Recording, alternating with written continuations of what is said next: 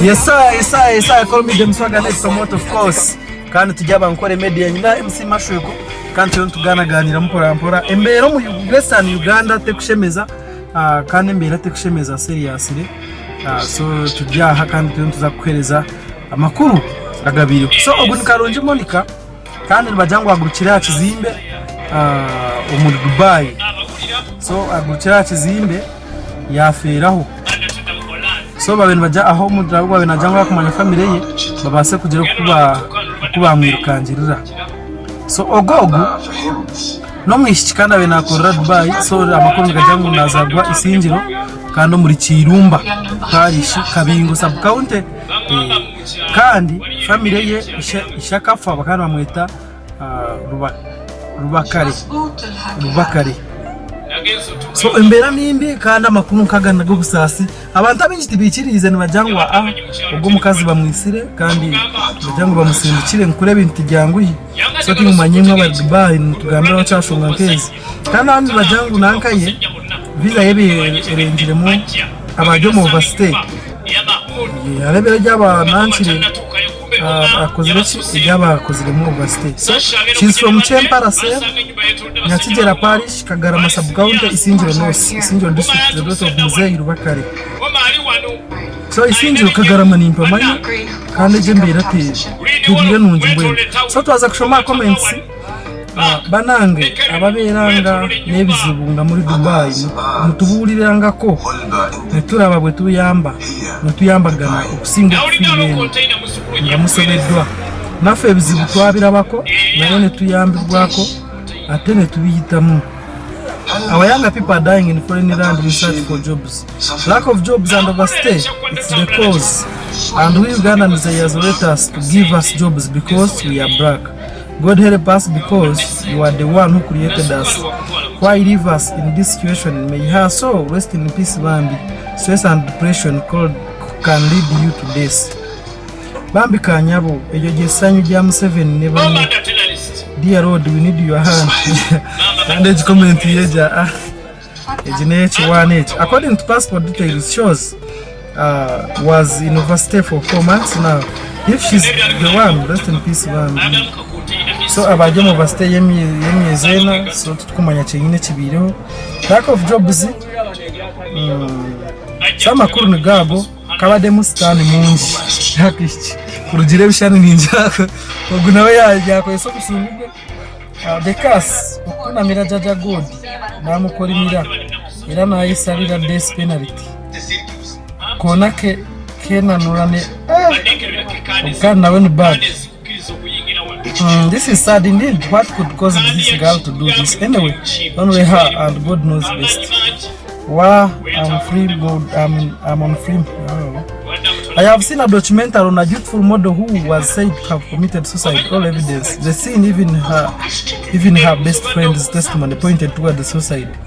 Only the love the father had for her, he knew his daughter and knew his daughter will never commit suicide from his investigation. Everything showed she was murdered.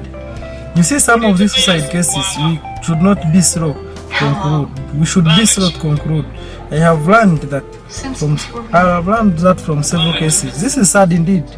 What could cause this girl to do this? Anyway, only her God knows the best. I'm sure she was threatened. Seems like this happened. We don't know who took her there, who took her there maybe, and what she was asked to do. Maybe to have sex with dogs, and probably she refused. They may have threatened to kill her entire family, or she jumps. They may have had the hope that she may survive the jump, and unfortunately she died. So, ogunajamu tukamanya baba mujemire, bati bamujemire, baba bibire bita. So oguneza gwa Isingiro kandi probably tuzakuzayo tukuletera biraba kuzika kuletera amakuru ago. Imbere tenunje gite kushemezaho yade. Imbere gite kushemezaho kandi yamusimashwe kono kigamba ho cyecu. Mbene mbereji yetebonerire kimwe mazuma. Wareba umuntu empanuka y'ahantu kirakizimbe harahiguru ahantu step kananki kuma higuru ukari umuntu y'ahantu kayo nubwako bariyo wenka n'ubushasha nakuru kureba ka video gihura wayekanga so kandi tukubasa kumanya oyira abantu basafuteka amakuru agabo bagakuriyetinga bagateka bagiye ngo ahantu kire abo nshonge ginege gagakire kuno mu Uganda konka kuri yaho nyine kuza kwika kubatyo no basa kushanga hine kinde cyo mugemeserize gukora ningo muhine kikwa kimubireho hine nke cyakozire ushanga cyareto buzubu abo kubensezo nese zitangwika nese zitarimo kwata ngabana bita kugira ngo n'urugabo ibe kintu cyo muntu kitwara ningo otegana so muntu genda ningo yenda kuza kugira kureba umuntu umujo ngoko mbere gwete kugira ngo ayetenga otinyore kanjiro kunamubegera ha bintu byanje baba bakwisira tubene tubakwena ngo hagire wabegeraho tubakwena ngo hagire waha bintu byawe amazina bamwita Karungi kandi ni Uganda akazagwa ibintu nabyo kwa mushaje kumogwe na 98 nazagwa Isingira twagamba Kirumba passport ye nko rigamba mazima shoza beautiful model bambe kanyabo edio gesanya but what is happening banange ababeranga comment nzezo I may have resulted from overworking. Our sisters are working so tirelessly but unpaid. So government, where are you?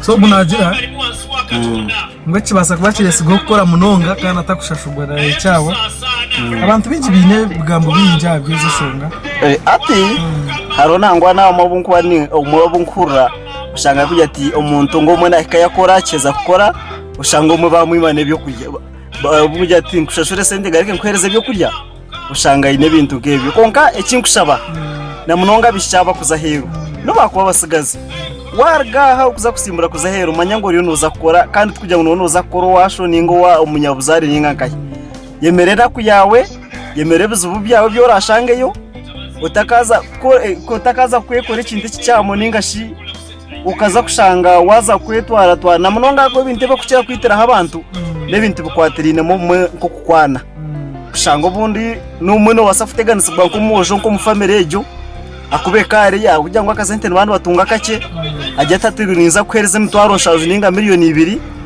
hati umushajiri yakasente kwa kumajya tarayongera hezi nimba nakora hati kimuretero ubuzu bwa ntari mu kamera settingiriza kubariyo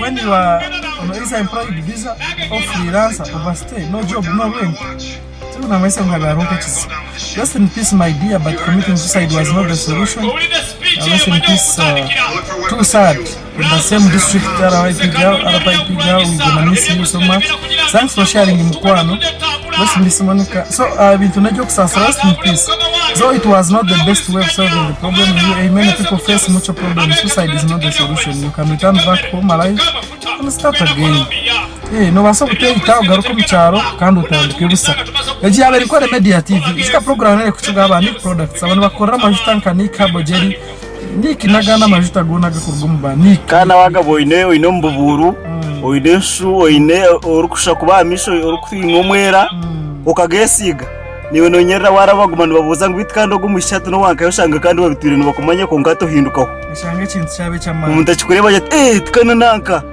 ikongo shanga rugoga kukozire cyo buzima zika nakora na MC Mashoye ko kandi tubantu kusaho ibintu byamane mbere Yesu movie rero ne Ankole Media je mugitegereze mada pats makunyaga kumyasha tukando gotebe kumango ryo mu Uganda no muri Nyankore bless I salute you kind of savage na onto atumwine ko mukano musiramu so ati jom holidays erizo bari yo muri Idia Baraka yeah man